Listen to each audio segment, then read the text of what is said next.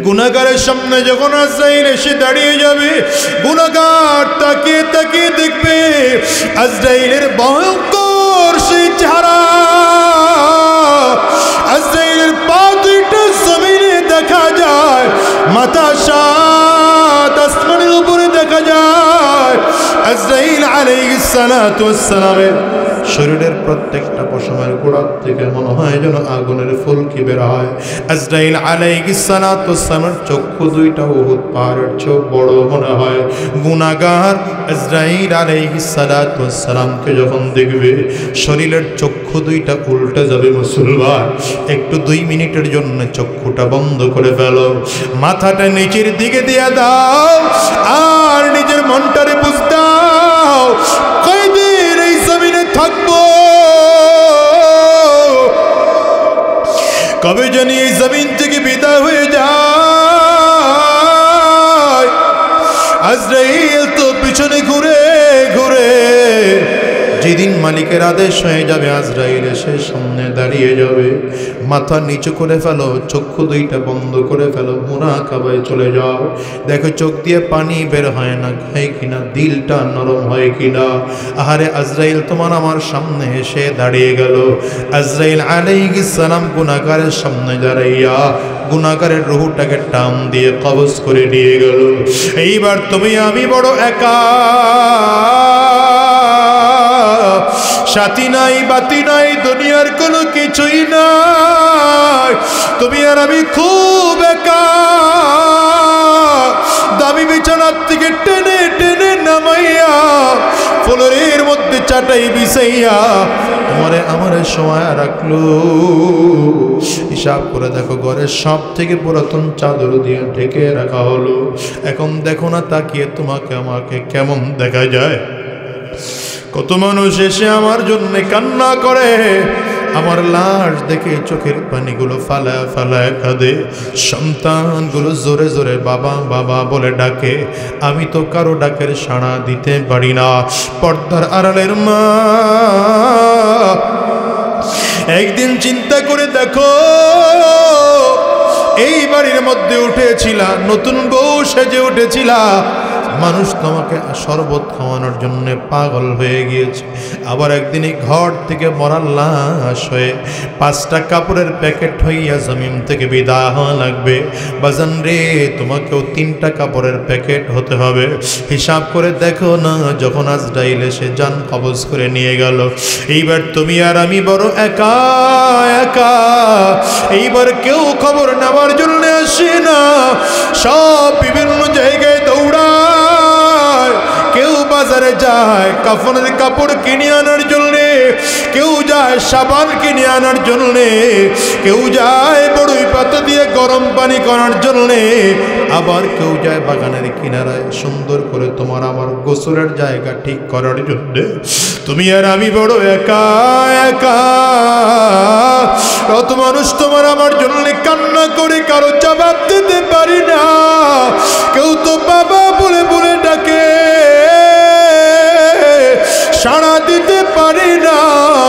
আরে তোমাকে আমাকে ধরাধরি করিয়া ওই বাগানের কিনারায় নিয়ে কত যত্ন সহকারে গোসল করায়। আমি যদি আবার সন্তানরে ডাকি, ওরে সন্তান, জীবনে কত গোসল করলাম, এমন যত্ন সহকারে জীবনে কোনোদিন আমারে গোসল করাইলি না, কেন এত যত্ন সহকারে আমার গোসল করাও? সন্তান জবাব দেয় না, আত্মীয় স্বজন জবাব দেয় না। রে ভাই, কত যত্ন সহকারে ঢোলে ঢোলে গোসল করাইয়া, আহারে 3টা কাপড় দিয়া প্যাকেট করাইয়া, মাথা একটা বান দিল, পায়ের মধ্যে আর একটা বান দিল, কোমরের মধ্যে আর একটা বান লাগাইয়া, এইবার তোমারে আমারে কবরের দেশে ওই জানাজার ময়দানে নিয়ে রওনা হয়। জানাজার ময়দানে নিয়ে মানুষগুলো কাতার করে করে দাঁড়ায়। ইমাম সাহেব দাঁড়িয়ে গেল জানাজার ইমামতি করার জন্যে। জানাজা পড়ায় দেওয়া হলো। এখন তোমার আমার লাশটাকে 4 জন বেচারা উঠাইয়া কাদের মধ্যে নিয়ে কবরের দেশে নিয়ে রওনা হয়। আহারে তুমি আমি কবরের সামনে তাকাইয়া দেখি কবরের মধ্যে তাজা সাপ দেখা যায়। কবরের মধ্যে বিচ্ছু দেখা যায়, বড় বড় সাপ। নবী আমার বলেন জাহান্নামের সাপ এত কঠিন,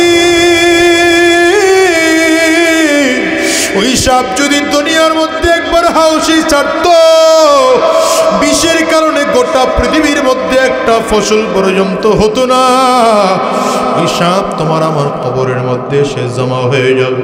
তুমি আমি তো তাকাইয়া দেখি, আর দুনিয়ার কোনো মানুষ তা দেখে না।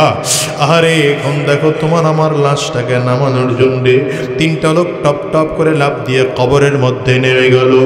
একজন তোমার আমার মাথায় ধরলো, একজন পায়ে ধরলো, একজন কবরের মধ্যে ধরলো, ধরাধরি করে কবরের মধ্যে আস্তে আস্তে করে নামায়। আরে কবরের মধ্যে নামাইয়া মাথার বানটা খুলে দেয়, পায়ের বানটা খুলে দেয়, বানটা খুলে দেয়। এরপরে লাফ দিয়া কবর থেকে উঠে যায়, একটা একটা করে বাঁশ কবরের মধ্যে বিছায়। বাঁশগুলো বিছাইয়া চাটাই বা হগলা দিয়া মাটির চাপ একটা একটা করে দেয়, আর ডেকে ডেকে বলে মিনহা খালাকনাকুম ওয়া ফিহা নুঈদুকুম ওয়া মিনহা নুখরিজুকুম তারাতান উখরা। আর ধীরে ধীরে তোমার আমার কবরটা অন্ধকার হয়ে যায়। দেখো তো এখন তোমার আমার কবরে কেউ নাই, তুমি আর আমি কবরে বড় একা। আরে ওই কবরের সাথীও নাই, সবাই তো বাসে গিয়ে বাতি জ্বালাবে, কেউ তোমার আমার কবরে বাতি দিবে না। আরে কবর বড় ভয়ঙ্কর, বারবার করে কবর ডাক দেয়, আনা বাইতুল জুলমা আনা বাইতুল ওয়াহদা। কবর ডেকে ডেকে বলে আনা বাইতুল জুলমা আনা বাইতুল ওয়াহদা, আমি বড় একাকির ঘর, আমি বড় অন্ধকার ঘর, আমার কাছে সাথী নাই বাতি নাই, দুনিয়ার কোনো কিছুই নাই, আমি শুধু চিনি আমল। ভালো আমল করে যদি আসতে পারো ভালো আচরণ করব, কবর বনে যদি ভালো আমল করে আসতে না পারো, এর কপাল পুরার দল। আমি কবর দুই দিকের মাটি একত্রিত হইয়া গুনাহগারের লাশটাকে এত জোরে চাপ মারব, এক পাজরের হাড় কিন্তু আরেক পাজরের মধ্যে নিয়ে পৌঁছাইয়া দেব। বাজান রে, হিসাব মিলাইয়া দেখো, এই দুনিয়ায় কেউ থাকতে পারে নাই, তুমি আর আমিও দুনিয়ায় থাকতে পারবো না। ওই কবরে একদিন তোমাকে আমাকে চলে যেতেই হবে, ঠিক না বেঠিক? আওয়াজ করে বলো। তোমাদের এই নোয়াখালী অঞ্চলে যখন বন্যা এসেছিল, দেখো না কত মানুষের লাশ পানিতে ভেসেছে, বাড়িঘর ডুবে গেল। আমি এসে দেখলাম এমন এমন জায়গা ছিল যেখানে ঠাই পর্যন্ত পাওয়া যায় না পানির মধ্যে, কিছু জায়গা হাঁটু পর্যন্ত পানি, কিছু জায়গা কোমর পর্যন্ত পানি, আবার কিছু জায়গায় মানুষ পানিতে দাঁড়াতে পারে না, ডুবে যায়। মুসলমান রে, আল্লাহ মাঝে মাঝে এরকম দেখায়, বান্দা সময় আছে তওবা করো, পাক্কা সাচ্চা গোলাম হয়ে যাও। এই জন্য অনুরোধ করে যাই রে বাজার, কয়দিন এই দুনিয়ায় থাকবা বলো, কোন দিন জমিন থেকে বিদায় হব জানি না, ওয়াদা করে বিদায় হও। আর হারাম রাস্তায় চলবো না, শয়তানি রাস্তায় কদম বাড়াবো না, গুনাহের রাস্তায় কদম বাড়াবো না। যতদিন আল্লাহর এই দুনিয়ায় বেঁচে থাকবো, দ্বীনের পথে চলবো, কোরআনের পথে চলবো, ইসলামের পথে চলবো। কারা কারা ওয়াদা করতে তৈয়ার, দুইটা হাত উঁচা করে আমার আল্লাহকে দেখা, আওয়াজ দিয়ে চিৎকার করে জোরে ডাক দাও আল্লাহ, আরো জোরে আল্লাহ, চিৎকার করে বলো আল্লাহ। চোখে যদি পানি না আসে, কান্নার ভাম ধরে ডাকো, চোখের পানি ফালাই আমার মালিক রে বলো না আল্লাহ, গো দয়ার মালিক, যতদিন এই দুনিয়ায় থাকবো হারাম রাস্তায় কদম বাড়াবো না, শয়তানি রাস্তায় আর কদম বাড়াবো না, গুনাহের পথে চলবো না। আল্লাহ তুমি কবুল করে নাও, কবুল করে নাও, চিৎকার করে বলো আমিন। হাকিমুল উম্মত মুজাদ্দিদুল মিল্লাত শাহ আশরাফ আলী থানভী রহমাতুল্লাহি আলাইহি একবার সফরে রওনা করেছেন। রাস্তা দিয়ে হেঁটে হেঁটে যাচ্ছেন, তাকিয়ে দেখেন রাস্তার পাশে কোনো একটা এলাকার ফসলাদি খুব ভালো, এলাকায় ফসলাদি দিয়ে ভরা। টেনশনে পড়ে গেলেন, এলাকায় এত ফসলাদি কেন, আমাকে খুঁজে বের করতে হবে। খাদেম রে ডেকে বললেন, এই খাদেম, একটু সময় অপেক্ষা করো, আমি এই এলাকায় কিছুদিন থাকতে চাই, এলাকার মানুষদের খোঁজ খবর নিতে চাই, এলাকার মানুষদের কেন ফসলাদি বেশি হলো। হাকিমুল উম্মত মুজাদ্দিদুল মিল্লাত সেই এলাকায় আস্তে আস্তে করে বসবাস করতে শুরু করলেন। 7 দিন সেই এলাকায় অবস্থান করলেন। অবস্থান শেষে জানা যায় ওই এলাকার মানুষগুলো পাক্কা সাচ্চা ইমানদার, ওই এলাকার মানুষগুলো তাকওয়াওয়ালা। আশরাফ আলী থানভী রাহমাতুল্লাহি আলাইহি বলেন, এর বড় কারণ হলো এই এলাকার মানুষগুলো যে ইমানদার, এলাকার মানুষগুলো যে তাকওয়াওয়ালা, এই জন্য আল্লাহ তাআলা বরকত দিয়েছে। এই বরকতের কারণে এলাকার মধ্যে দুর্ভিক্ষ নাই, এলাকার ফসলগুলো ভালো। আর আমাদের বাংলাদেশে এত সম্পদ, এত সম্পদ, এত সম্পদ, পদ্মা নদীর নিচে কত খনিজ সম্পদ পাওয়া যায়, গ্যাসের খনি পাওয়া যায়, কয়লার খনি পাওয়া যায়, এরপরে কেন এত অভাব? কারণ যারা ক্ষমতার মধ্যে আছে তাদের মধ্যেও তাকওয়া নাই। আমরা সাধারণ জনগণ যারা আছি তাদের মধ্যেও তাকওয়া নাই। তাকওয়া যদি থাকতো রডের পরিবর্তে কোনোদিন বাঁশ ঢুকাইতো না। এদের মধ্যে তাকওয়া নেই, এই জন্য ক্ষমতার চেয়ার যখন পেয়েছে এমন খাওয়া খাইলো, 10টা ব্যাংকে ফাঁকা বানায় পালাইলো। এখন 10 ব্যাংক লেনদেন করা বন্ধ করে দিল। ঠিকের পাওয়ার তো আপনাকে ভালো মনে হইতেছে না, ঠিকের পাওয়ারে মনে হয় আপনারও এই পালানোর গ্রুপের সদস্য মনে হয়। হ্যাঁ, কয় ব্যাংকের লেনদেন বন্ধ? এই জন্য বলে যে বাংলাদেশের মুসলমান গোটা বাংলাদেশকে বাদ দিয়ে দেয়। এই এলাকার কোনো মানুষ যদি এই 2 গুণে গুণান্বিত হতে পারে, 1 নম্বর ঈমান, 2 নম্বর তাকওয়া, রব্বে কারীম বলেন আমি এলাকাটাকে সব রকম বিপদ আপদ থেকে মুক্ত রাখবো, আসমান জমিনের বরকতের দরজাগুলো খুলে দেব। এটা মাঝখানে একটা আলাদা ওয়াজ করে হয়ে গেলাম আর কি। ওই দিকে জান্নাতে যাওয়ার শর্ত কয়টা ছিল? গেছে, ভুলে গেছে। কয়টা ছিল? 1 নম্বর ঈমান, 2 নম্বর নেক আমল। 1 নম্বর ঈমান, 2 নম্বর নেক আমল। 2 কাঁধে 2 ফেরেশতা আছে, কথা কয় না? 2 ফেরেশতা নেই, 2 জন হলো আমির, বাকি ওনাদের অধীনস্থ আরও আছে। ডান কাঁধের ফেরেশতার দায়িত্ব হচ্ছে নেক আমলগুলো লেখা, বাম কাঁধের ফেরেশতার দায়িত্ব হচ্ছে বদ আমলগুলো লেখা। তবে হিসাব করে দেখেন, ডান কাঁধের ফেরেশতা বাম কাদের ওয়ালা ফেরেশতারও আমির। বাম কাদের ফেরেশতা কোনো কিছু যদি লিখতে হয় ডান কাদের ফেরেশতাকে জিজ্ঞাসা করে লিখতে হয়, কিন্তু ডান কাদের ফেরেশতা যদি কিছু লিখতে যায় কারো কাছে জিজ্ঞাসা করা লাগে না, এমনি এমনি লেখা হয়ে যায়। কোনো বান্দা নেক কাজের নিয়ত করেছে তো লেখা হয়ে গেছে। যেমন আপনি এখানে বসে আজকে 3 দিন আগে নিয়ত করেছে আগামী 9 তারিখে অমুক মাদ্রাসার মাহফিল হবে, উলামায়ে কেরাম আসবেন, আমরাও যাব। নিয়ত করার সাথে সাথে আমলনামায় নেকি লেখা হয়ে গিয়েছে। আপনি হয়তো ওখানে বসে নিয়ত করেছিলেন আমি 10 টাকা দান করব। কয় টাকা? আল্লাহর ফেরেশতারা ডান কাদের ফেরেশতা অধীনস্থদেরকে বলে আব্দুল্লাহর নামে লিখে রাখো, আব্দুর রহমানের নামে লিখে রাখো, আব্দুল কাহ্হারের নামে লিখে রাখো, অমুকের নামে লিখে রাখো, তিনি অমুক মাদ্রাসায় গিয়েছে, 10 টাকা দান করে ফেলেছে। এখন যখন দিন চলে আসলো 9 তারিখ আপনি মাহফিলে আসলেন আর 10 টাকা মাদ্রাসায় দান করলেন, আল্লাহর ফেরেশতারা কয় এখন এটারে 10 গুণ বাড়াও। সুবহানাল্লাহ, জোরে কইলেন না? দান করছে কত? 10 টাকা। ওই যখন দান করার নিয়ত করছে তখনই আমল নামায় লেখা হয়ে গেছে। এখন যখন দান করলো এখানে কত লেখা হইল? তাহলে কত হয়? কত হয়? কত হয়? দেখছেন কত হয়? জোরে কর।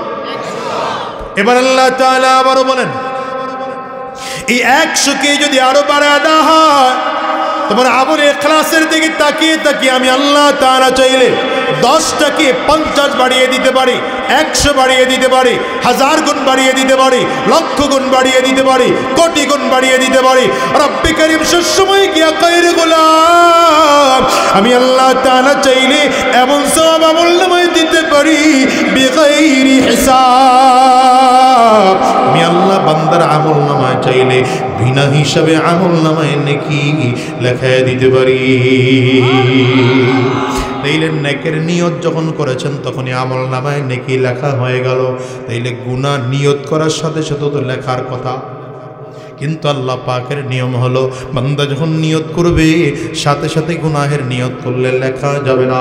নিয়ত গুনাহ করে ফেলেছে এরপরেও লেখা যাবে না, তাকে তওবা করার সুযোগ দাও। একবার সুযোগ দাও, দ্বিতীয়বার সুযোগ দাও, তৃতীয়বার সুযোগ দাও, তিনবার সুযোগ দেওয়ার পরে কোনো গোলাম যদি তওবা না করে আল্লাহ বলেন এবার লিখতে পারো, তবে সাবধান ততটুকুই লিখবা যতটুকু সে গুনাহ করেছে। যেমন আজকে নিয়ত করেছে আগামীকাল অফিসে গিয়ে 2000 টাকা ঘুষ খাবো। কয় হাজার? এখন তো বেশি খাওয়ার টাইম নেই, সুযোগ নেই, এই জন্য কম কইলাম আর কি। কত ঘুষ খাবে? 2000 টাকা ঘুষ খাবে। নিয়ত করেছে কবে? আজকে। বাম কাদের ফেরেশতা আমির সাহেবরে জিজ্ঞাসা করে লিখবনি, বলে না লেখো না, কারণ নিয়ত করেছে এখনো তো লেখে নাই। গুনাহ খায়, গুনাহ করে নাই, ঘুষ খায় নাই। কথা কয় এখন হয়ে গেল আগামীকাল সকালবেলা অফিসে গিয়ে 2000 টাকা লেনদেন ক্লিয়ার হয়ে গেল না। বাম কাদের ফেরেশতা জিজ্ঞাসা করে লিখবনি, ডান কাদের ফেরেশতা বলে লেখো না, টাইম দাও দেখো সময় তওবা করে কিনা। আবারও টাইম দেওয়া হলো, আবারও টাইম দেওয়া হলো। 3 বার সময় দেওয়ার পরে যদি বান্দা গুনাহ থেকে তওবা না করে, এবার ডান কাদের ফেরেশতা বলেন লিখতে পারো, তুমি যতটুকু গুনাহ করেছে ততটুকুই লিখবা, বেশি লেখা যাবে না। এবার বান্দার আমলনামায় গুনাহের পরে গুনাহ, এরকম করে আল্লাহ গুনাহ লিখছেন। তারপরেও বান্দার আমলনামায় গুনাহ, কত গুনাহ জানো? রাসূল আরবী সাল্লাল্লাহু আলাইহি ওয়াসাল্লাম বলেন ইযা আযনাবাল আবদু নুকিতাত ফি কলবিহি নুকতাতান সাউদা। বান্দা যখন গুনাহ করে বান্দার আমলনামার মধ্যে কালো দাগ পড়ে যায়, কলবের মধ্যে কালো দাগ পড়ে যায়।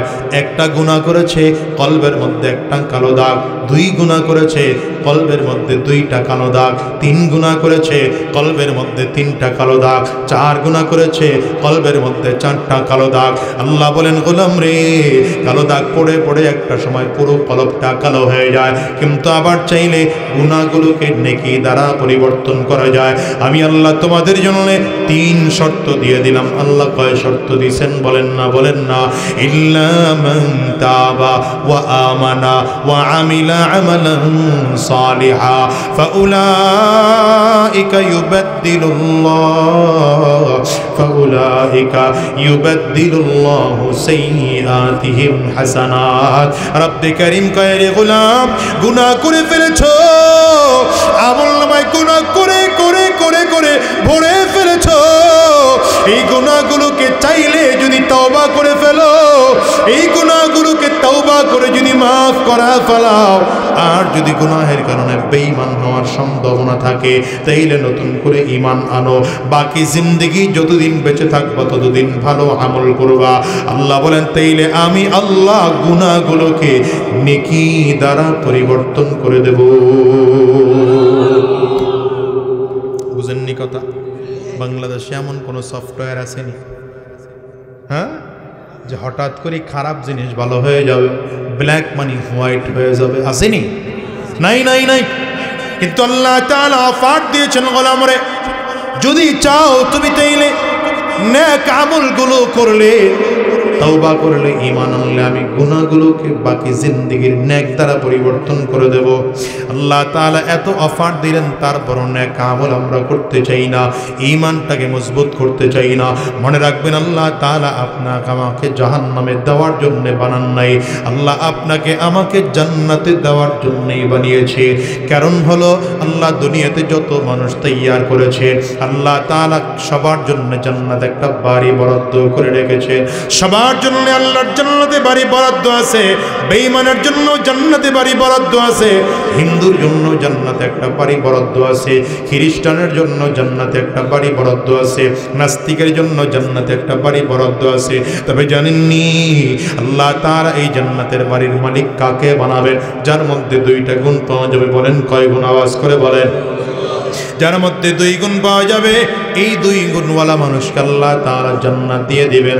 রব্বি করিম বলেন, ইন্নাল্লাযীনা আমানু ওয়া আমিলুস সালিহাত, আল্লাহ বলেন যেই মানুষের মধ্যে 2 গুণ থাকবে, 1 নম্বর গুণের নাম হচ্ছে ঈমান, 2 নম্বর গুণের নাম নেক আমল। 2 গুণ যদি অর্জন করতে পারো গোলাম, আল্লাহ বলেন আমি আল্লাহ তোমাকে জান্নাতের বাড়ির মালিক বানাইয়া দেব। বলেন জান্নাতের বাড়ির মালিক হওয়ার জন্য গুণ লাগবে কয়টা? ওই তাকায় তাকায় ঘুমাইতেছে, কয়টা? আরো জোরে কাও, কয়টা? 1 নম্বর ঈমান। বলেন কয় নম্বর? 1 নম্বর কি? আরো জোরে বলে 1 নম্বর কি? 2 নম্বর নেক আমল। বলেন 2 নম্বরে কি? আরো জোরে বলেন 2 নম্বরে কি? হ্যাঁ দুনিয়ার মুসলমানেরা, তোমাকে আমাকে আল্লাহ তাআলা জাহান্নামে দেওয়ার জন্য দুনিয়াতে পাঠান নাই, জাহান্নামে দেওয়ার জন্য আল্লাহ বানান নাই। এই জন্যই তো আল্লাহ তাআলা মানুষ বানানোর পরে মানুষের মধ্যে আল্লাহ তাআলা আকল দিলেন। আকলটাকে পরিচালনা করার জন্য আল্লাহ তাআলা কোরআন দিলেন। কোরআন পরিচালনা করার জন্য, কোরআন বোঝার জন্য আল্লাহ তাআলা নবী পাঠাইলেন।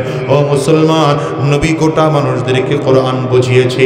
হিসাব করে তাকিয়ে তাকিয়ে দেখো, আবু বকর, ওমর, উসমান, আলী, সাদ, সাইদ, তালহা, জুবাইর রাদিয়াল্লাহু আনহু, এই সাহাবায়ে কেরাম জন্মসূত্রে জাহান্নামের আসামি, কিন্তু এই সাহাবায়ে কেরাম নবীজির হাতে হাত দিয়া কালিমা পড়ে মুসলমান হইয়া কোরআন অনুযায়ী যখন জিন্দেগি যাপন করেছে, এদের এত দাম আমার তোমার নবী।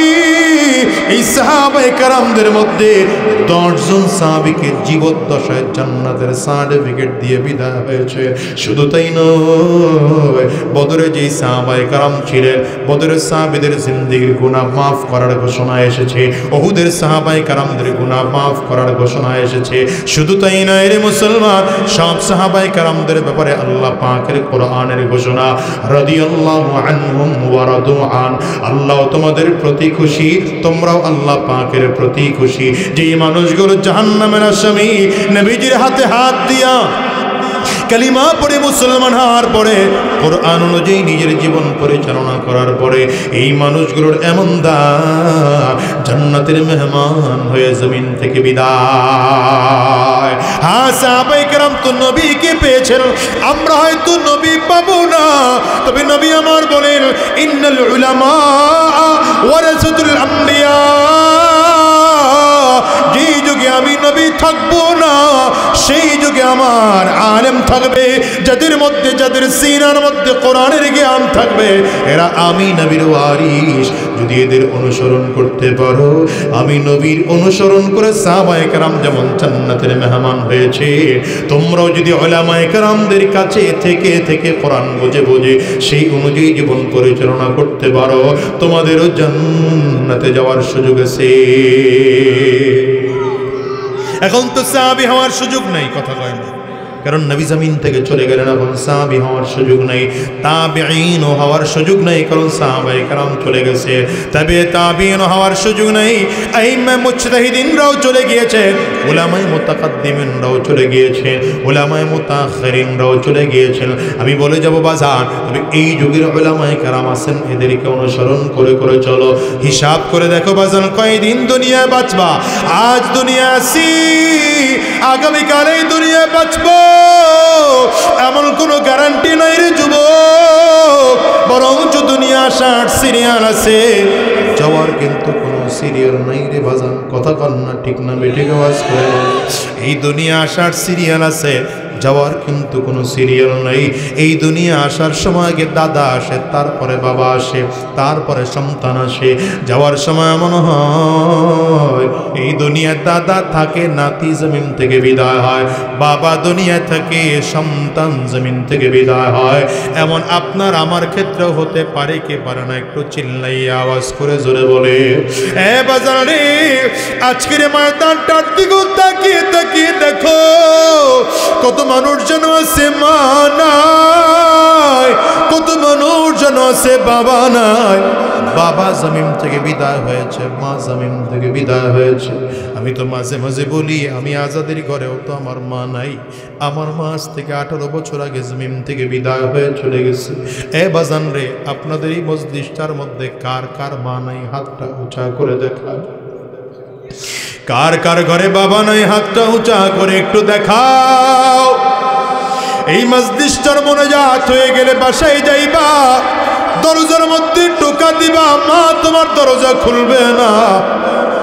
বাবারে সালাম দিলে বাবা সালামের জবাব দিবে না, হাতগুলো তুলে রাখেন। আমার যুবকরা তাকিয়ে তাকিয়ে দেখুক। ও যুবক রে, এই মানুষগুলোর চেহারার দিকে একটু তাকাও। কারো চোখ দুটো লাল হয়ে আছে, কারো চোখের কুটিতে পানি জমে গেছে রে যুবক। কারণ এই মানুষগুলোর কারো ঘরে মা নাই, কারো ঘরে বাবা নাই, কারো ঘরে আব্বা আম্মা দুইজনের কেউ নাই। কেমন করে বুঝাই বাজা? আজকের এই ময়দানটার থেকে হিসাব করে দেখো, যদি বাবা না থাকেন, মা জমিনে না থাকে, এমন একটা দিন আসবে তুমি আর আমিও জমিন থেকে বিদায় হয়ে যাবো। চিল্লায় বলো ঠিক না বেঠিক? আওয়াজ করে বলো। এমন একটা দিন আসবে, সম্পদ টাকা পয়সা বাড়ি গাড়ি কোনো কিছুই তোমার আমার থাকবে না। হিসাব করে দেখো না, আজরাইল পেছনে ঘুর ঘুর ঘুর ঘুর ঘুর ঘুর করে ঘুরে কোন দিন জানি আমার মালিকের আদেশ হয়ে যায়, আর কোন দিন জানি আজরাইল সামনে এসে দাঁড়ায় যায়। গুনাহগারের সামনে যখন আজরাইল এসে দাঁড়িয়ে যাবে, গুনাহগার তাকিয়ে তাকিয়ে দেখবে আজরাইলের ভয়ঙ্কর সেই চেহারা। আজরাইলের পা দুইটা জমিনে দেখা যায়, মাথা সাত আসমানের উপরে দেখা যায়। আজরাইল আলাইহিস সালাতু ওয়াস সালামের শরীরের প্রত্যেকটা পশমের গোড়ার থেকে মনে হয় যেন আগুনের ফুলকি বের হয়। আজরাইল আলাইহিস সালাতু ওয়াস সালামের চক্ষু দুইটা উহুদ পাহাড়ের চেয়ে বড় মনে হয়। গুনাহগার আজরাইল আলাইহিস সালাতু ওয়াস সালামকে যখন দেখবে, শরীরের চক্ষু দুইটা উল্টে যাবে। মুসলমান, একটু 2 মিনিটের জন্য চক্ষুটা বন্ধ করে ফেলো, মাথাটা নিচের দিকে দিয়ে দাও, আর নিজের মনটারে বুঝ দাও কয়দিন এই জমিনে থাকবো, কবে জানি এই জমিন থেকে বিদায় হয়ে যায়। আজরাইল তো পিছনে ঘুরে ঘুরে, যেদিন মালিকের আদেশ হয়ে যাবে আজরাইল এসে সামনে দাঁড়িয়ে যাবে। মাথা নিচু করে ফেলো, চক্ষু দুইটা বন্ধ করে ফেলো, মুরাকাবায় চলে যাও। দেখো চোখ দিয়ে পানি বের হয় না হয় কিনা, দিলটা নরম হয় কিনা। আহারে আজরাইল তোমার আমার সামনে এসে দাঁড়িয়ে গেল। আজরাইল আলাইহিস সালাম গুনাহগারের সামনে দাঁড়াইয়া গুনাহগারের রূহটাকে টান দিয়ে কবজ করে নিয়ে গেল। এইবার তুমি আমি বড় একা, সাথী নাই বাতি নাই, দুনিয়ার কোনো কিছুই নাই, তুমি আর আমি খুব একা। দামি বিছানার থেকে টেনে টেনে নামাইয়া ফ্লোরের মধ্যে চাটাই বিছাইয়া তোমারে আমারে সময় রাখলো। হিসাব করে দেখো, ঘরের সব থেকে পুরাতন চাদর দিয়ে ঢেকে রাখা হলো। এখন দেখো না তাকিয়ে তোমাকে আমাকে কেমন দেখা যায়। কত মানুষ এসে আমার জন্য কান্না করে, আমার লাশ দেখে চোখের পানিগুলো ফালায় ফালায় কাঁদে, সন্তানগুলো জোরে জোরে বাবা বাবা বলে ডাকে। আমি তো কারো ডাকের সাড়া দিতে পারি না।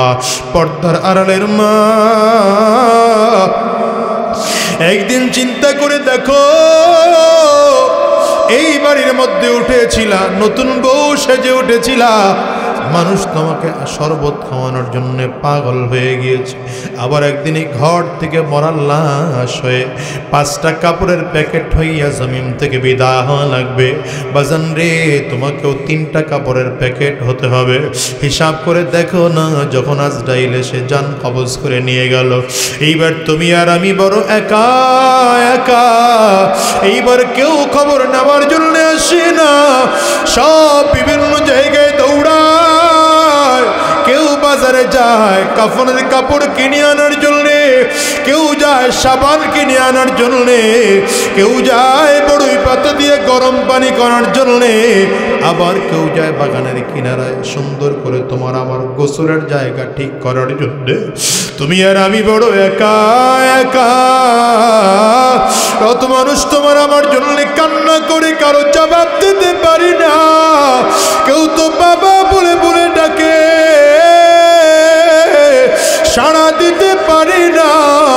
হায়রে তোমাকে আমাকে ধরাধরি করিয়া ওই বাগানের কিনারায় নিয়ে কত যত্ন সহকারে গোসল করায়। আমি যদি আবার সন্তানরে ডাকি, ওরে সন্তান জীবনে কত গোসল করলাম, এমন যত্ন সহকারে জীবনে কোনোদিন আমারে গোসল করাইলি না, কেন এত যত্ন সহকারে আমার গোসল করাও? সন্তান জবাব দেয় না, আত্মীয় স্বজন জবাব দেয় না। রে ভাই, কত যত্ন সহকারে ঢলে ঢলে গোসল করাইয়া, আহারে 3টা কাপড় দিয়া প্যাকেট করাইয়া, মাথায় একটা বান দিল, পায়ের মধ্যে আর একটা বান দিল, কোমরের মধ্যে আর একটা বান লাগাইয়া, এইবার তোমারে আমারে কবরের দেশে ওই জানাজার ময়দানে নিয়ে রওনা হয়। জানাজার ময়দানে নিয়া মানুষগুলো কাতার করে করে দাঁড়ায়। ইমাম সাহেব দাঁড়িয়ে গেল জানাজার ইমামতি করার জন্যে, জানাজা পড়ায় দেওয়া হলো। এখন তোমার আমার লাশটাকে 4 জন বেচারা উঠাইয়া কাদের মধ্যে নিয়ে কবরের দেশে নিয়ে রওনা হয়। আহারে তুমি আমি কবরের সামনে তাকাইয়া দেখি কবরের মধ্যে তাজা সাপ দেখা যায়, কবরের মধ্যে বিচ্ছু দেখা যায়, বড় বড় সাপ। নবী আমার বলেন জাহান্নামের সাপ এত কঠিন,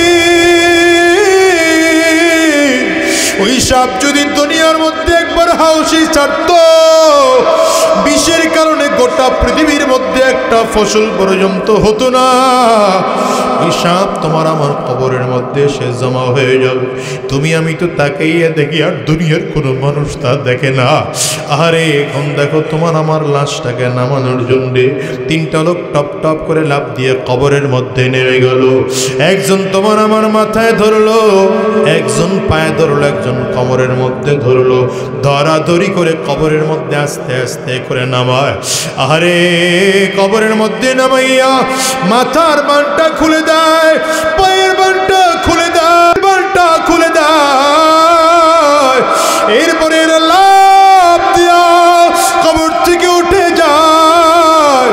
একটা একটা করে বাঁশ কবরের মধ্যে বিছায়, বাঁশগুলো বিছাইয়া চাটাই বা হগলা দিয়া মাটির চাপ একটা একটা করে দেয়, আর ডেকে ডেকে বলে মিনহা খালাকনাকুম ওয়া ফিহা নুঈদুকুম ওয়া মিনহা নুখরিজুকুম তারাতান উখরা।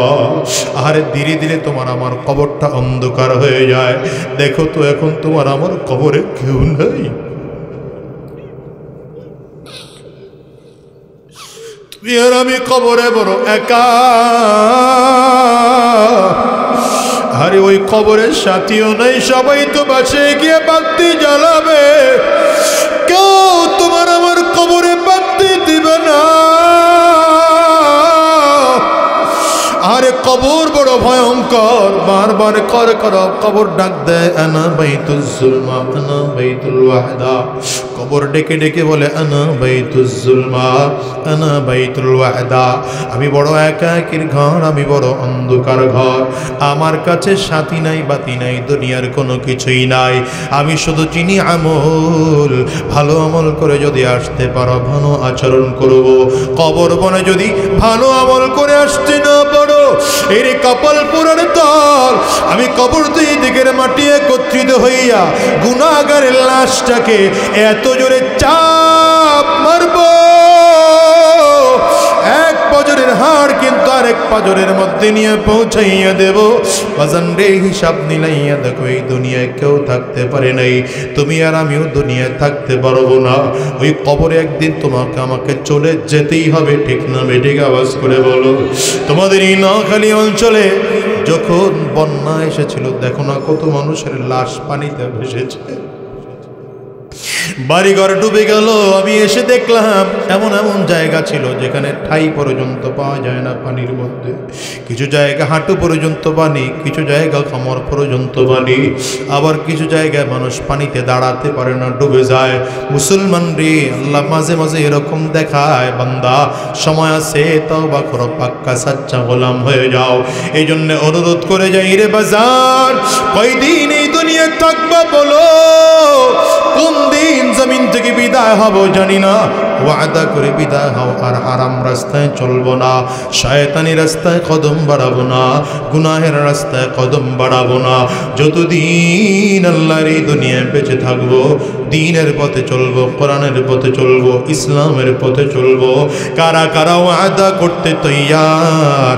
দুইটা হাত উঁচা করে আমার আল্লাহকে দেখা, আওয়াজ দিয়ে চিৎকার করে জোরে ডাক দাও আল্লাহ, আরো জোরে আল্লাহ, চিৎকার করে বলো আল্লাহ। চোখে যদি পানি না আসে, কান্নার ভাম ধরে ডাকো, চোখের পানি ফালাই আমার মালিক রে বলো না আল্লাহ, গো দয়ার মালিক, যতদিন এই দুনিয়ায় থাকবো হারাম রাস্তায় কদম বাড়াবো না, শয়তানি রাস্তায় আর কদম বাড়াবো না, গুনাহের পথে চলবো না। আল্লাহ তুমি কবুল করে নাও, কবুল করে নাও। চিৎকার করে বলো আমিন, আরো জোরে আওয়াজ দিয়া চিল্লা বলো আল্লাহুম্মা আমিন।